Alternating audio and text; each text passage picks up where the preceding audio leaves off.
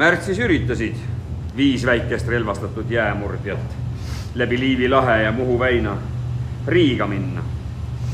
Aga jäälitsus Kihnu ja Abruka vahel 3 neist puruks. 5 väikest jäämurdjat.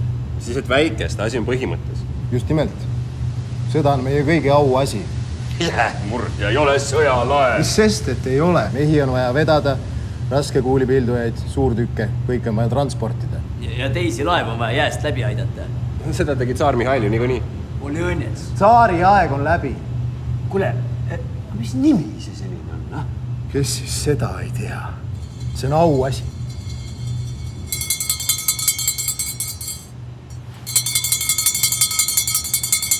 Jah, Volõõne polgu poisid olid ju esimesed, kes veebruarirevolutsiooni poisid. Mis polgu?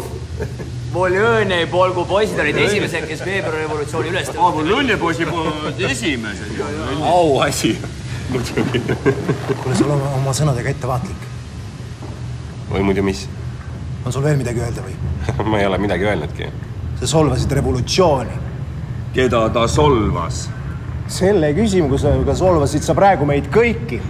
Ma ei tea, ma küll ennast praegu kuidagi solvatuna ei tunne. Ega see ongi nii, et ega teie ei ole meie. Jah, selle üle saame meie ainult rõõmustada. Sul raist! Valjakas praegu! On veel midagi? Mehed! Kellele ma siin terve hommiku vaaritanud olen? Kella ei kuule või? Või pean teid igaühte eraldi paluma tulema või?